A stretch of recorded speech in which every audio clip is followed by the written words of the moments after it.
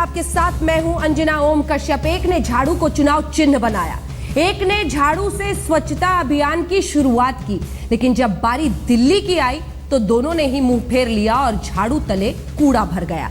जी हां, इसी पर आज हम करेंगे हल्ला बोल, क्योंकि एक तरफ एमसीडी, एक तरफ केजरीवाल, बीच में लटकी है तलवार गंदगी की। और क्या है वो 5 सवाल जिन पर आज हम करेंगे चर्चा। आइए अब उनका रुख करते हैं। मोदी केजरीवाल की जंग में क्या दिल्ली का कूड़ा होता चला जा रहा है? सवाल नंबर 2, बीजेपी के कब्जे वाली एमसीडी पर आपकी सियासत क्या भारी पड़ रही है लोगों को? दिल्ली में स्वच्छ भारत अभियान कूड़े की भेंट चढ़ जाएगा क्या? क्योंकि राजधानी है, शोकेस होगा पूरा हिंदुस्तान इसी राजधानी से, और वहीं पर कूड़े के अंबार की अभी तो बस शुरुआत है।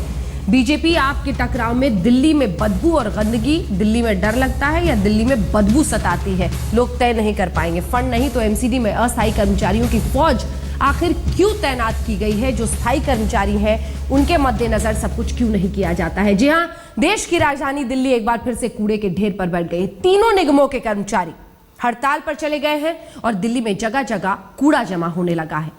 वजह फिर से वही है। निगम कहता है केजरीवाल सरकार ने 3 महीने से तनख्वाह के पैसे नहीं दिए। केजरीवाल कहते हैं सब पैसे दे चुके हैं। गंदगी झेलिए।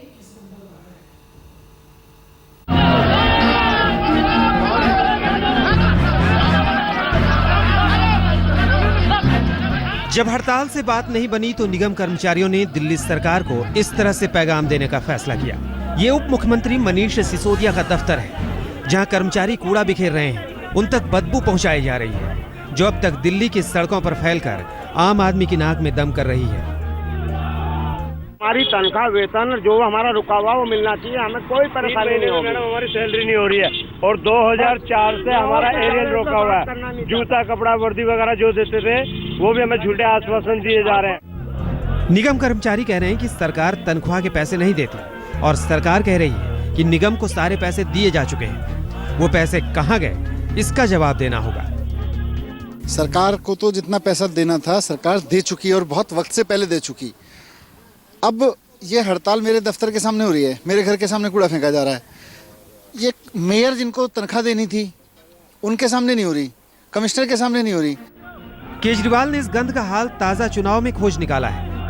एक संस्था का प्रबंधन जो कर्मचारियों को तनख्वाह नहीं दे सकता, उसे काम करने का कोई हक नहीं है। निगम को भंग कर ताजा चुनाव कराइए। लेकिन दिल्ली की पूर्व मुख्यमंत्री शीला दीक्षित का कहना है कि उनकी सरकार में दिल्ली ने ऐसे दिन कभी नहीं देखे। अगर केजरीवाल सरकार के पास विज्ञापन के लिए अरबों रुपए हैं, तो तनख्वाह के लिए भी करोड़ों जरूर होंगे। पैसे की किल्लत को मैं मान सकती थी अगर जो ये 526 करोड़ रुपया अपने एडवर्टीजमेंट में ना खर्च होते, तब तो हम कहते कि हाँ आप काम करेंगे तो वैसे ही लोगों को पता चलेगा। और कोई एडवर्टीजमेंट नहीं निकलते सिवाय इसके कि केजरीवाल जी की प्रशंसा हो या उनकी सरकार की प्रशंसा हो। दिल्ली में नगर निगम की हड़ताल को 2 दिन हो चुके हैं। कूड़ा बीनने वाले हाथ खड़े हो गए हैं और दिल्ली कचरे के ढेर पर बैठती जा रही है। ये कचरा अब दिल्ली का करीबी मेहमान हो चुका है, जो कुछ ही महीनों में लौट आता है। केजरीवाल सरकार बनने के बाद नगर निगम कर्मचारियों की ये तीसरी हड़ताल है। कर्मचारियों ने धमकी दी है कि अगर उनकी मांगे नहीं मानी गई तो वो 1 फरवरी से बेमियादी हड़ताल पर चले जाएंगे। कुल मिलाकर हालत ये है कि केंद्र और केजरीवाल की रस्साकशी में दिल्ली की दुर्दशा है। जो दिल्ली देश की राजधानी है, जिसे विश्व स्तरीय शहर बनाने के सैकड़ों वादे किए गए, वो कूड़े के ढेर के बीच साफ हवा तलाश रही है। रोशनी ठोकने और प्रमिला दीक्षित के साथ आज तक ब्यूरो। कई खास मेहमान हमारे साथ इस पूरी चर्चा में जुड़ रहे हैं, लेकिन उससे पहले जरा आपको दिल्ली की तस्वीर तो दिखा दें, क्योंकि आप देश के किसी अन्य कोने में अगर बैठे होंगे तो ये खबर आप समझ सकते हैं। कूड़े की परेशानी एक ऐसी परेशानी है जिससे हर कोई वाकिफ है इस देश में, लेकिन जब राजधानी की ऐसी हालत हो तो सवाल ये उठता है कि आपसी झगड़े में नाक की लड़ाई जिसे बना ली गई है, उस लड़ाई में दिल्ली वालों का क्या कसूर? कई खास मेहमान हमारे साथ इस चर्चा में जुड़े हैं। सबसे पहले आइए आपका परिचय उनसे करा देते हैं। हमारे साथ स्टूडियो में मौजूद हैं हर्ष मल्होत्रा जी, जो कि मेयर हैं ईस्ट दिल्ली के। हमारे साथ जयप्रकाश अग्रवाल जी, वरिष्ठ नेता कांग्रेस पार्टी के, जुड़ गए हैं। हमारे साथ रविंद्र गुप्ता जी, जो कि मेयर हैं नॉर्थ दिल्ली के, वो जुड़ गए हैं। सुभाष आर्या जी, मेयर साउथ दिल्ली के, वो हमारे साथ जुड़ गए हैं। और सौरभ भारद्वाज कुछ ही देर में आम आदमी पार्टी के प्रवक्ता और पूर्व मंत्री हमारे साथ इस चर्चा में जुड़ेंगे। सबसे पहले मैं आपके पास सुभाष आर्या जी आना चाहती हूं।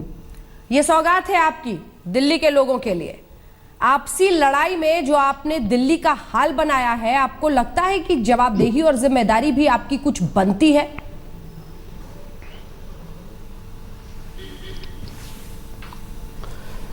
टोटली जिम्मेवारी हमारी है। हाँ, हम जिम्मेवारी ओन करते हैं, लेकिन जिस तरीके से दिल्ली सरकार के मुखिया माननीय केजरीवाल जी ने ये कहकर कि हमारे सारी पेमेंट दे दी है, दिल्ली की जनता से झूठ बोला।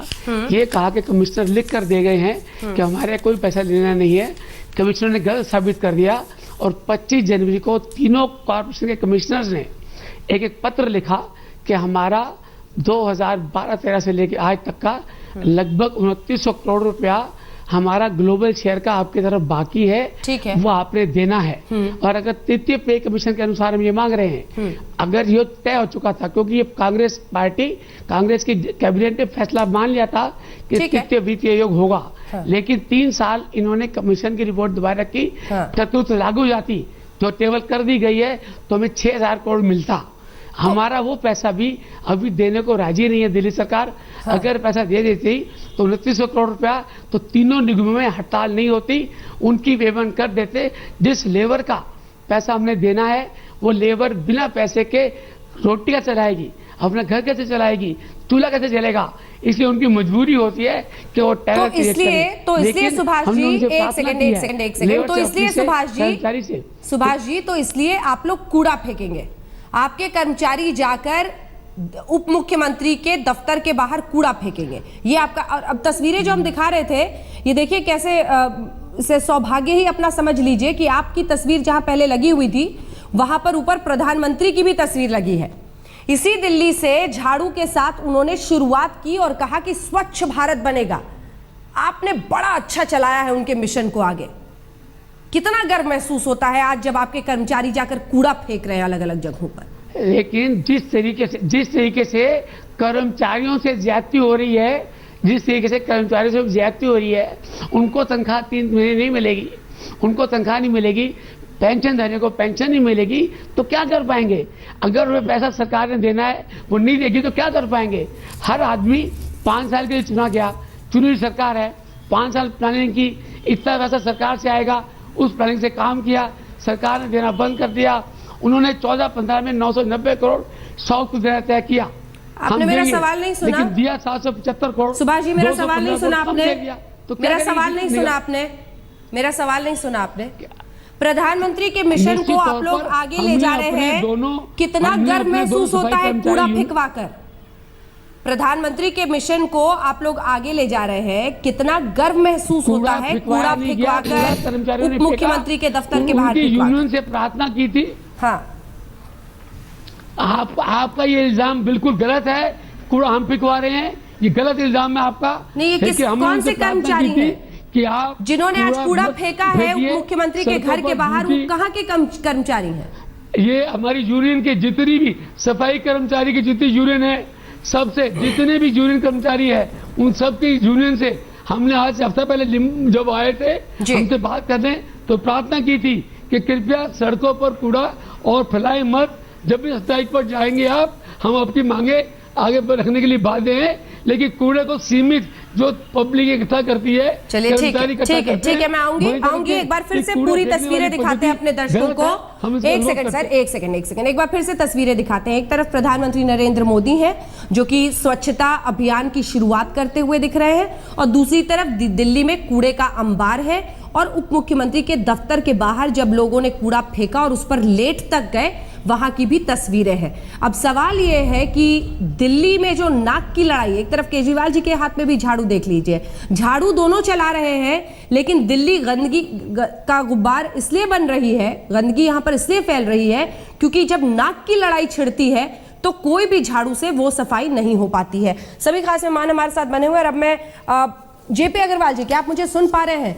हमारे साथ उनका संपर्क फिलहाल टूट चुका है, लेकिन हम उस बीच हर्ष मल्होत्रा जी के पास जाना चाहते हैं। हर्ष मल्होत्रा जी, मुझे भी पता है बहुत बड़ी दिक्कत है, इतनी बड़ी दिक्कत है जिसका सामना करना बहुत जरूरी है, क्योंकि इतने सारे कर्मचारियों को तनख्वाह और तमाम चीजों से रोकना अपने आप में कहीं ना कहीं उनके अहित में है।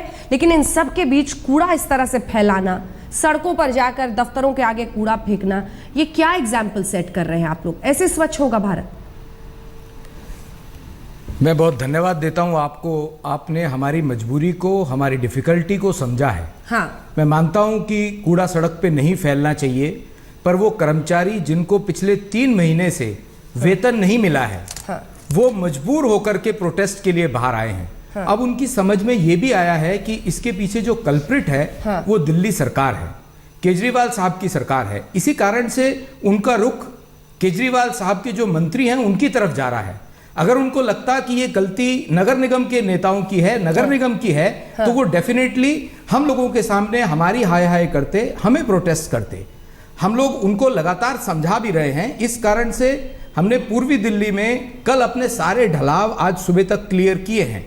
हमारे 50% से ज्यादा कर्मचारी काम पर भी हैं। मैं उनको भी धन्यवाद देता हूं कि यूनियन के लीडर्स और कुछ लोग जरूर अपना प्रोटेस्ट कर रहे हैं, क्योंकि उनका प्रोटेस्ट जायज ये सब भी कुछ सिर्फ एक राजनीतिक बवाल नहीं बन गया है आप लोगों के लिए? सिर्फ एक राजनीतिक बवाल, सिर्फ एक राजनीतिक बवाल। दिल्ली वालों के साथ बहुत बड़ी, आप कह सकते हैं, एक गैर जिम्मेदाराना व्यवहार है आप लोगों का। ये आप बिल्कुल ठीक कह रहे हैं कि ये गैर जिम्मेदाराना व्यवहार है, लेकिन इसके पीछे रिस्पॉन्सिबिलिटी तय करनी होगी। ये किसका गैर जिम्मेदाराना व्यवहार है? हमारा संविधान अनुच्छेद 243 क्लियर कट कहता है कि राज्य सरकार की जिम्मेदारी है अपने अंतर्गत आने वाली नगर निगम को वायबल बनाने की, फाइनेंशियल तौर पर। और आज तक ऐसी समस्या पहले क्यों नहीं आई? क्योंकि पहले की दिल्ली की सरकार फाइनेंशियल एस्पेक्ट्स के ऊपर राजनीति नहीं करती रही है। अच्छा, एक बात मुझे बताइए, और ये बात मैं आपसे पूछना चाहती हूँ रविंद्र गुप्ता जी, क्या इससे पहले ऐसा कभी नहीं हुआ है कि एमसीडी पैसे की कमी की वजह से अपने कर्मचारियों को तनख्वाह नहीं दे पाई है? देखिए, बड़ा सीधा, बड़ा अच्छा क्वेश्चन आपने किया है। मैं आपको स्पष्ट बता देता हूं, जब से दिल्ली में केजरीवाल की सरकार आई है, तब से दिल्ली नगर निगम के कर्मचारी खून के आंसू रो रहे हैं। इससे पहले शीला दीक्षित की कांग्रेस की गवर्नमेंट थी, उन्होंने हमको हमारा राजनीतिक शोषण किया नगर निगम का, लेकिन पैसा कभी उन्होंने हमारा नहीं रोका।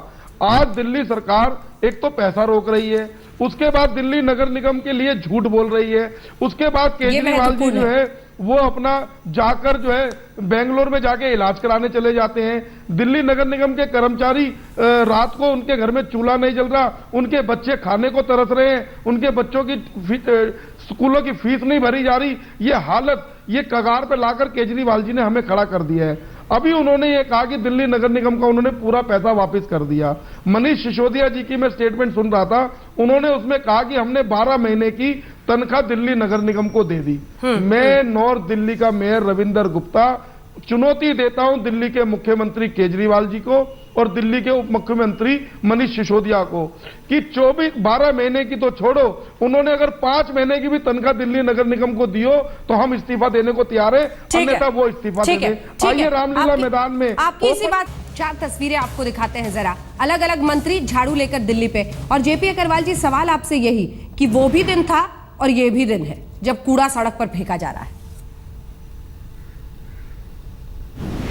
मुझे लगता है भारतीय जनता पार्टी जो तीनों नगर निगम पे काबिज है, उन्होंने अपने काम को सही तरह से सरंजाम नहीं दिया। ये चाहते तो इस आप पार्टी ने जो ट्रैप गिरा इनके ऊपर, ये उससे बच सकते थे। लेकिन माफ करना, ये तीनों माननीय सम्मानीय मेयर हैं, इन्होंने प्रधानमंत्री की गरिमा का भी ध्यान नहीं रखा कि उनका स्वच्छता अभियान सबसे बड़ा स्लोगन था। अगर कोई परेशानी थी, आपके पास कई ऑप्शन खुले थे, बजाय इसके कि सड़कों पर कूड़ा फेंकवाते। क्या हो सकते हैं, क्या हो सकते हैं वो ऑप्शंस? अग्रवाल जी, क्या हो सकते हैं वो ऑप्शंस? ये जानना बहुत महत्वपूर्ण है। तनाव अभी बरकरार है। हाईकोर्ट ने प्रशासन को 4 हफ्ते का वक्त और दे दिया।